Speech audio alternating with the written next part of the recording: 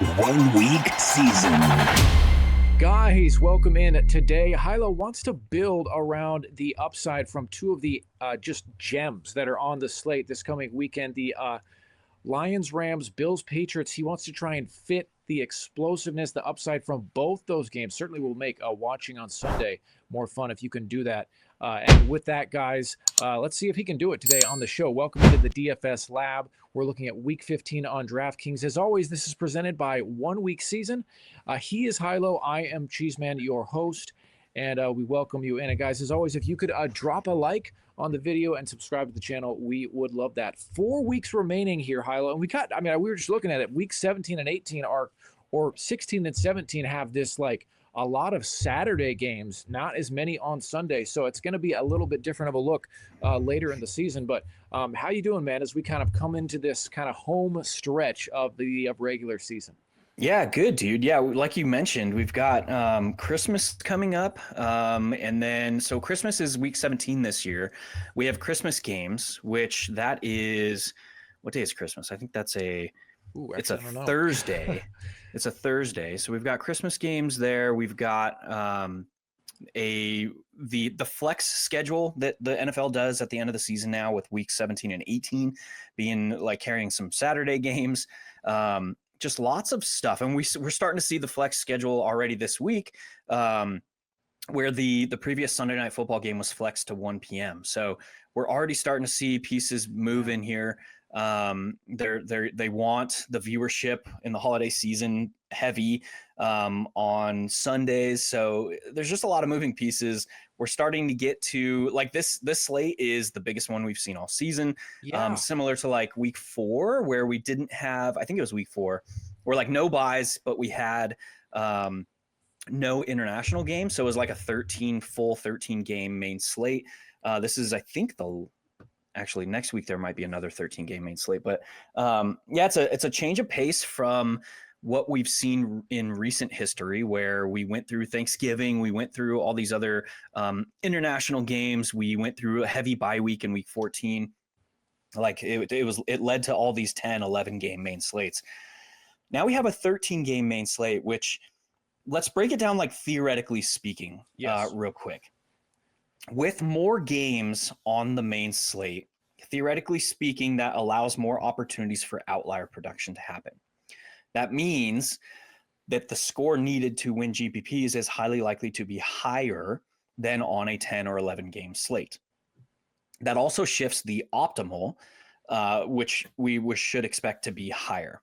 That said, with more opportunities and with the finite amount of entries that we are allowed on a given week, we have to assume that we are allowed a higher deviation away from optimal and still win. So it's this weird, like from a theoretical perspective, we know that the score needed to win is probably going to be higher. We know that the optimal is most certainly going to be higher, but we're allowed higher deviations away from optimal because we're playing this salary cap game, because we don't necessarily even have a high enough sample for the sample size of like even just looking at the Millie Maker, where there's 160, 250,000 entries some weeks.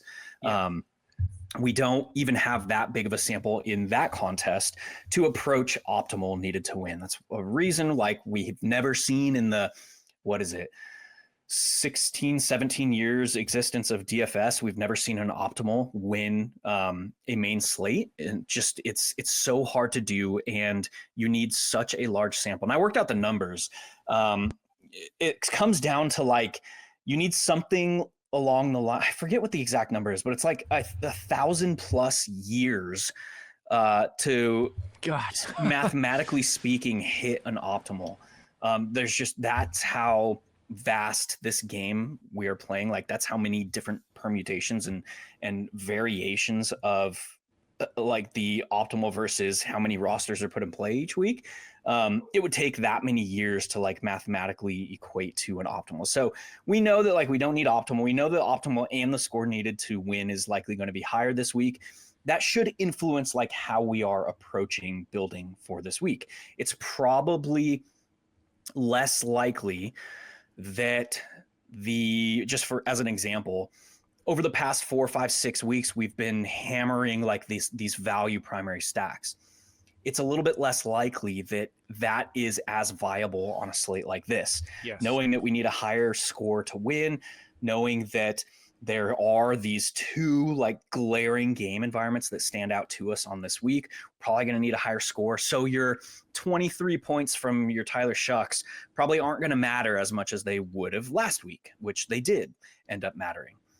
So just something to keep in mind as we're building. We kind of just have to take what the slate is giving us as a starting point and not fight against that. So like there's a reason why these value primary stacks, the Davis Mill week, the Tyler Shuck week last week, why Jackson Dart has been so valuable to us.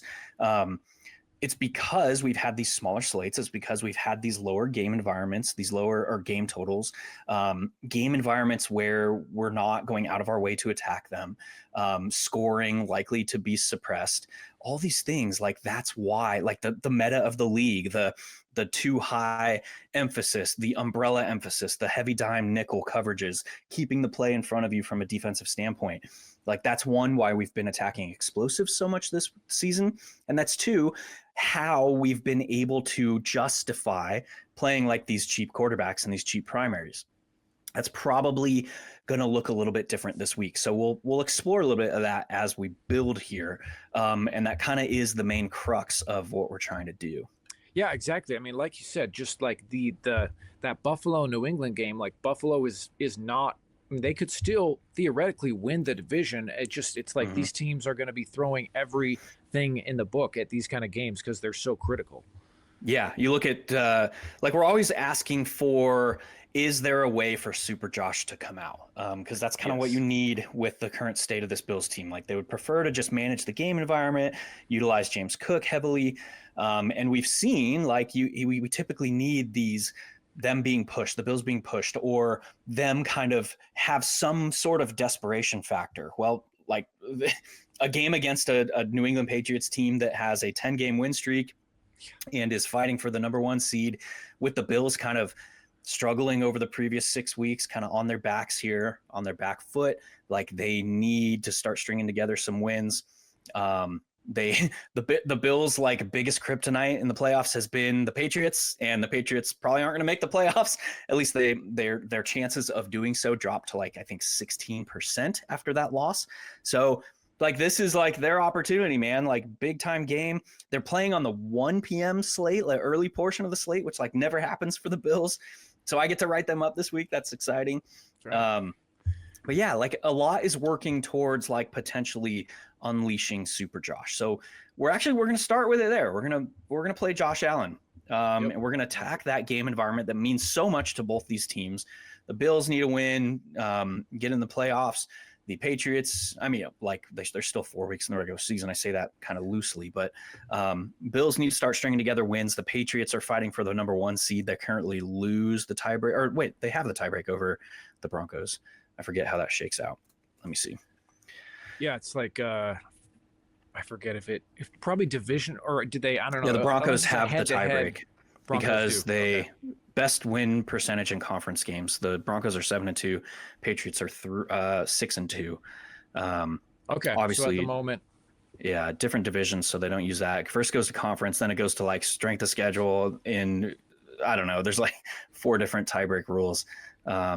But the first one being conference games. So yeah, this being a conference game for both of these teams this week, like it means a lot.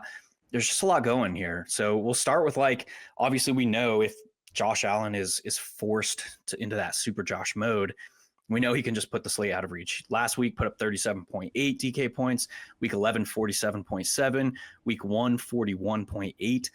The commonality in all those games is they gave up a ton of points. So like last week they gave up 34 to the Bengals. In week 11 they gave up 32 to the Buccaneers, and it was really it was a tight game until the fourth quarter. Week 1 they gave up 40 to the Ravens. So the question is, can the Patriots put up a ton of points here and push this game environment? And I think the answer is yes. So we'll start with Josh Allen. We'll pair him with really the only pass catcher that I would pair Josh Allen with right now, which is Dalton Kincaid. Yep. Came back from injury last week after the 3 missed games. Played a normal allotment for him snaps. Actually, let me check that. Again, we're looking at this slate for the first time together right now. So kind of just working through all this at the same time. Dalton Kincaid only played 34% of the offensive snaps, but still heavy targets per route run. We should expect that to increase probably around the 50 to 55% snap rate range this week. And if this Bills team is playing from behind, probably going to see that jump even further. So we'll put Dalton Kincaid with Josh Allen. And then we have to ask ourselves, what is the path to, or what is the likeliest path to the Bills being pushed, or the Josh Allen effectively being pushed into super Josh mode? The Bills are continuing to give up explosives on the ground. They are continuing to be, bottom 3 in the league in yards allowed per carry. Let me see their advanced metrics real quick. I want to check something. Sorry, bear with me real quick as I pull these stats. I wanted to try and give a little bit more stats this week because kind of haven't been, because we've been looking at the slate for the first time together. Oh yeah, but that's like kind of your specialty is like, targets per, whether it be targets per route run against man or zone, that those stats can be pretty. And again, that was the last time you wrote up a Bills game was the game when you kind of highlighted Sean Tucker's, I think, success against man gap concepts or something. Yeah, like so that. That's what I was looking at. The Patriots are about 62% man gap concepts as far as their carries. The Bills are giving up 5.17 yards per carry to man gap concepts with a 49.2% success rate. 9 of their 16 rushing touchdowns have come, and that's with only 36.5 of their attempts faced being behind man gap concepts. So yeah, clearly worse against man gap. The Patriots are utilizing man gap. One of the few teams that are utilizing man gap blocking concepts on over half of their rush attempts. So this is a good spot. If we're targeting the explosives, the clear explosive guy on the ground for the Patriots is TreVeyon Henderson. So we'll put him in with the caveat that, he played fewer snaps than Ramondre Stevenson. He's priced higher than Ramondre Stevenson, but we're effectively just looking based on playing Josh Allen with a pass catcher. We're just effectively saying we need something to push the Bills into oh shit mode. We've got their backs against the wall. We've got the upside of this game environment because of the opponent. Now we just need the explosives. So clearly the most explosive back on the team is TreVeyon Henderson. So we'll put him in here. And again, this is not like likeliest scenario. I'm not looking to TreVeyon Henderson away from this game environment. I am looking to TreVeyon Henderson as the guy likeliest to push Josh Allen. We have him on our team. We're saying he's putting the slate out of reach. How does he do that? He needs somebody on the Patriots to do something special. To me, that likeliest player this week is TreVeyon Henderson. Yes. Yep. Love that take. And with that, okay, so we're at got our first kind of couple pieces in now. Are you looking, where do you want to target next? Yeah, so we'll go to the other top expected game environment of the week, which is very clearly the Lions and the Rams. Looking at how this game breaks down, the Lions are leading the league in man coverage rate. Both Puka Nacua and Davante Adams have wonderful splits against man coverage. Puka Nacua is up 3.9 yards per route run, something like that. Davante Adams has seen 16 end zone targets against man coverage this season. And the Lions are not afraid to continue to play man in the red zone, continue to blitz in the red zone. These are all good things for the touchdown upside of Davante Adams. 19 red zone targets, 16 end zone targets against man coverage this season. Puka Nacua is coming off that massive game last week where he scored twice outside of the red zone.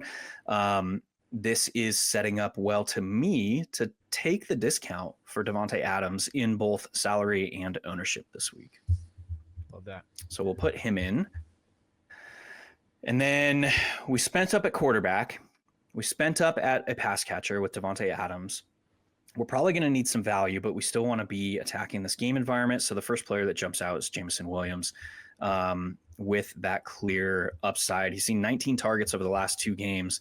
The Lions have given up 27, 31, and 30 points over the last 3 weeks. And it's like those were against a couple of good opponents and the Giants. So they're continuing to, expose their defense. They've had the injuries. They had another injury last week in the secondary. Who was it? Branch, I think, is out for the season. Wow. Yeah, I didn't realize that. So yeah, they've got a lot of injuries. They've dealt with a lot of injuries on the back end. If they're going to, and they effectively have shown us that they're not going to alter their defensive tendencies even through those injuries. So I'd expect them to continue playing man coverage. But that kind of has led to, the Lions are on the outside looking in from the playoff picture right now. Like the Bears, interestingly enough, fell from the 1 seed to the 7 seed in the NFC last week with that loss to the Packers. So like, this is a very tight division or conference. The Lions need to string together wins. They particularly, their strength of schedule in their remaining 4 games is difficult. Let me double check exactly who they're playing. They play obviously the Rams this week, the Steelers, then the Vikings and the Bears. So they've already played the Packers twice, lost to them both times. That Bears game in week 18 is probably going to mean a lot for the playoff picture in the NFC, but they desperately need a win here. The Rams obviously are fighting to continue their hold on the 1 seed. They hold the tiebreaker over the Seahawks currently. They still play them one more time. But a lot of playoff implications, obviously, from these 2 games we've talked about. So we'll go to Jameson Williams. We'll add him in as the per target upside play. And now we've kind of satisfied like exposure to both of these top game environments as well. Yeah, absolutely. Okay, so do you want to look at defense next, running back? Where do you want Let's to go to running back. And there's one guy that sticks out like a sore thumb. He's probably going to carry a ton of ownership this week, but that's Woody Marks. We need to save some salary. We'll plug him in. At 5.6, Nick Chubb obviously got banged up last week. Woody Marks saw 26 carries and 3 targets, so 29 opportunities against the Chiefs. He obviously only rushed to 2.6 yards per carry. We should expect that. A poor offensive line, good opponent against the run. This week is far different. This week they're playing the Cardinals. So if Woody Marks is seeing kind of workhorse usage, it's really only and he would have had a much bigger fantasy game last week as well. He effectively subbed himself out after a tough tackle on the 6-yard line. Dare Ogunbowale comes in for his only touch of the game and rushes it in from 6 yards. So the upside is there if he's seeing like borderline workhorse usage, particularly given the opponent here. Oh yeah, definitely. Love that one. All right. So we know we need to save some salary. If I were not building around like Josh Allen on this roster, Jackson Dart would kind of stick out to me on this slate. He's priced at only 5.6, playing the Commanders, who are giving up the most yards per pass attempt this season. Since we're not going to Dart, we can go still to a potential salary saver option from that offense in Darius Slayton. So Slayton is kind of the deep guy in this offense, playing an opponent that has, like we said, given up the most yards per pass attempt in the league. Gives us some value potential here at 4.4. Probably not going to see more than 6 to 8 targets would be like the top end of his range of outcomes. But we're effectively just targeting like the per target upside here. And saying like Darius Slayton, do something crazy, go off for a couple of long catches, get us to 22 to 25 fantasy points. Within this structure, this build probably means a lot. Exactly. So like, again, Darius Slayton, Darius Slayton, probably not a guy that like I'm going out of my way to attack as a one-off, but in the context of this roster build, we know we need like a cheaper pass catcher. And he kind of fits that build as being a cheap pass catcher with upside. Absolutely. Okay, so 43, got 2 spots left here, 4,300 total. And have you seen any? You want to go defense next? Or let's mess around with defense and we'll piece these last 2 spots together as a puzzle. Looking down the list, like San Francisco 49ers at the top at 4K, even playing Tennessee, like this is still a team that has experienced a ton of injuries on the defensive side. They don't stick out to me as a top option. The Jaguars against the Jets could be a potential option. The Jaguars continue to, take the ball away at a great rate. They're not generating a lot of pressure in the backfield, so we don't necessarily like that as much. Just continuing down the list, like the Eagles probably stand out from a just a mismatch perspective. But they're also not overly aggressive as far as defensive tendencies go. Right. Expect them to kind of just sit back and dare the Raiders to kind of have to march the field against them. So, not necessarily jumping out to me even there. We could pair up the Texans with Woody Marks, would make a lot of sense. Let's do that. Let's put the Texans in at 3.6 and kind of see what we got for a flex. We got 5K. Typically a good number.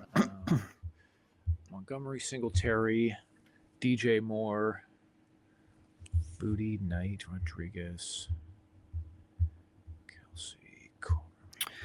Not a ton to love, to be honest.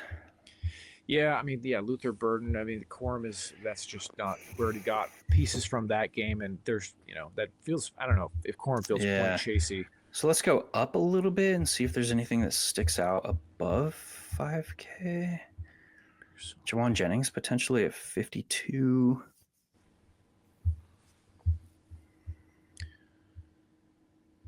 Yeah. Terry McLaurin potentially to play with Darius Slayton. Okay, so we're probably going to have to come down on defense from 3.6. Let's see the next one that sticks out. Let's see. Ravens, Panthers, Chiefs.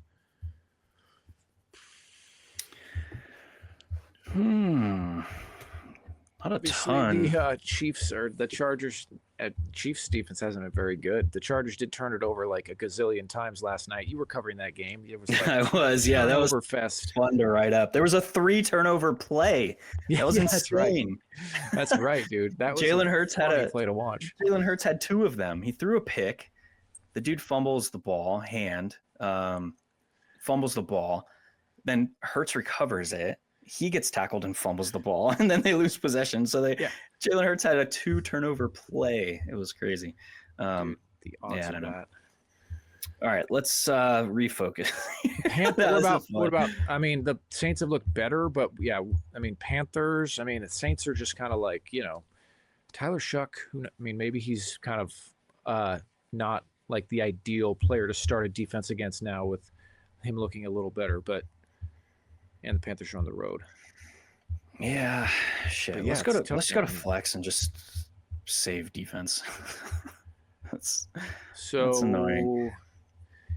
Yeah. Okay, so you liked Jennings, McLaurin. Let's put in Terry McLaurin. See what that leaves us. 32. What defense is 32? Ravens, Panthers.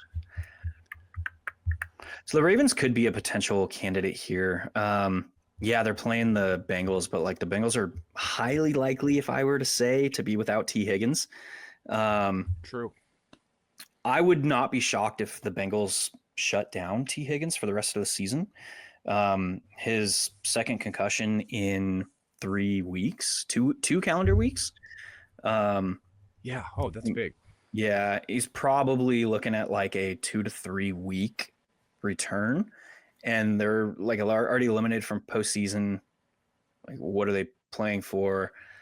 I don't know. I wouldn't be shocked if they didn't just shut down T. Higgins. Even so, don't necessarily love the Ravens on the road.